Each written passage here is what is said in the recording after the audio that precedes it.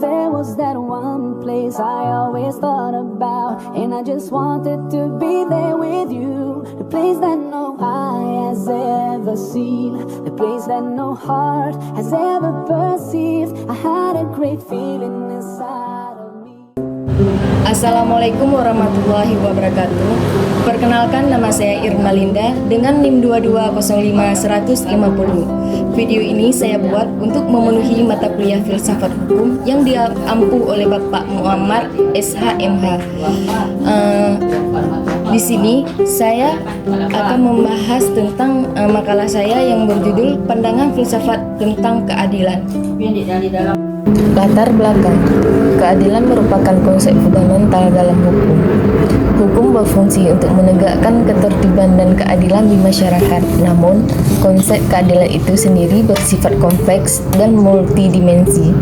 Pertanyaan tentang bagaimana mencapai keadilan, khususnya dalam distribusi sumber daya dan kesempatan, terus menjadi perdebatan filosofi dan hukum yang relevan sepanjang sejarah. Adapun teori keadilan distributif. Keadilan distributif merupakan konsep fundamental dalam filsafat hukum dan politik.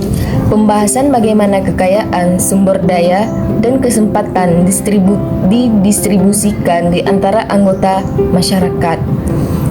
Teori-teori keadilan distributif merupakan bagaimana perspektif tentang bagaimana mencapai distributif yang adil dan apa peran hukum dalam mewujudkan keadilan distributif. Teori-teori ini memiliki pengaruh signifikan dan perkembangan hukum dan kebijakan publik, dan terus menjadi landasan bagi diskusi tentang keadilan sosial dan ekonomi. Adapun B, teori distributif menurut para ahli. Yang pertama, teori John Rawls. John Rawls merupakan dua prinsip keadilan yang menuntutnya mendasari masyarakat yang adil.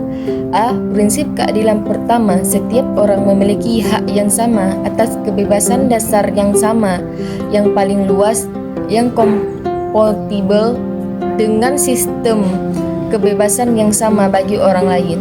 B. Prinsip keadilan 2. Ketimpangan sosial dan ekonomi hanya dapat dibenarkan jika mereka menguntungkan orang-orang yang paling tidak beruntung dalam masyarakat, dan jika mereka terbuka bagi semua orang dengan kesempatan yang sama. 2. Teori Robert Nozick. Teori Robert Nozick tentang keadilan distributif berfokus pada hak properti individu. Nozick berpendapat bahwa distribusi kekayaan yang adil adalah distribusi yang timbul dari proporsi akuisisi, transfer, dan reaktivitas hak profesi yang adil. 3. Teori Amartya Sen. Teori Amartya Sen tentang keadilan distributif berfokus pada kemampuan individu untuk mencapai kemampuan mereka. Sen berpendapat bahwa distribusi kekayaan, sumber daya, dan kesempatan yang adil adalah distribusi yang memungkinkan semua individu untuk mencapai kemampuan mereka secara maksimal. 3. Relevansi teori keadilan distribusi dan hukum Indonesia. Teori-teori keadilan distributif memiliki relevansi yang signifikan dalam hukum Indonesia. Konstitusi Indonesia, Undang-Undang 1945, mencantumkan beberapa prinsip keadilan distribusi seperti 1. Pasal 27 ayat 2, negara wajib menyedia kesempatan bagi setiap warga negara untuk bekerja dan memperoleh penghasilan yang layak bagi kehidupan manusia. 2. Pasal 33 ayat 2, perekonomian disusun sebagai usaha bersama berdasarkan atas asas kekeluargaan.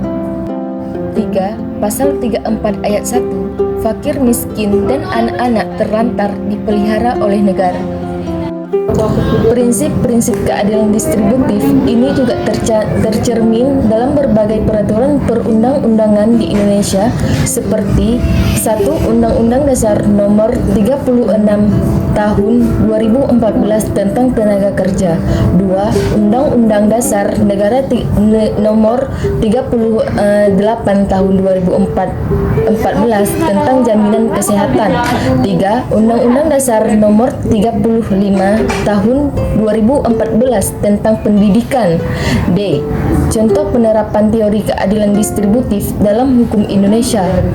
Berikut adalah beberapa contoh penerapan teori keadilan distributif dalam hukum Indonesia. 1. Program Jaminan Kesehatan Nasional atau JKN.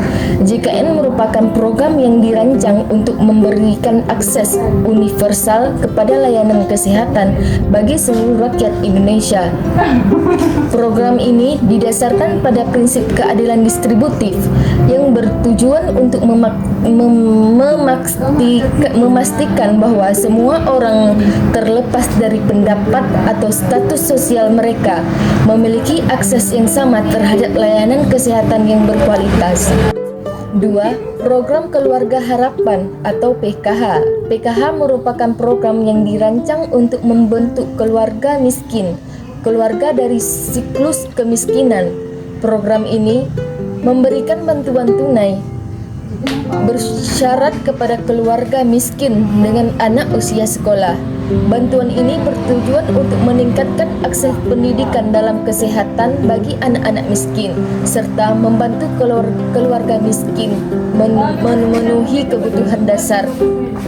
Mungkin dari paparan tadi dapat kita kesimpulkan bahwa keadilan distributif merupakan konsep fundamental dalam hukum dan filsafat politik.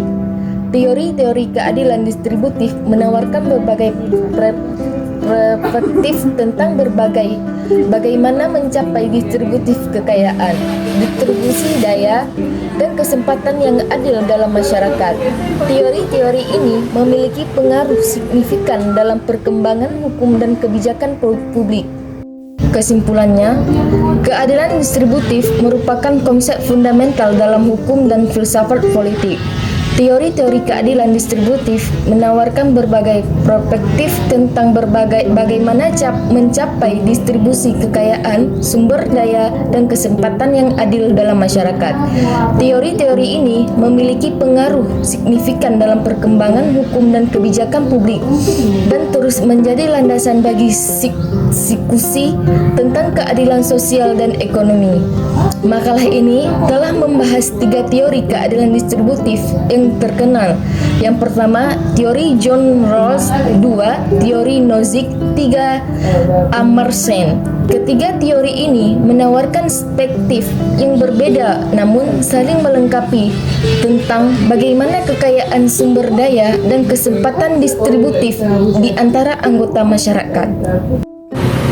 Sekian presentasi dari video saya, lebih dan kurang saya mohon maaf. Saya akhiri, wabillahi taufiq wal hidayah. Wassalamualaikum warahmatullahi wabarakatuh.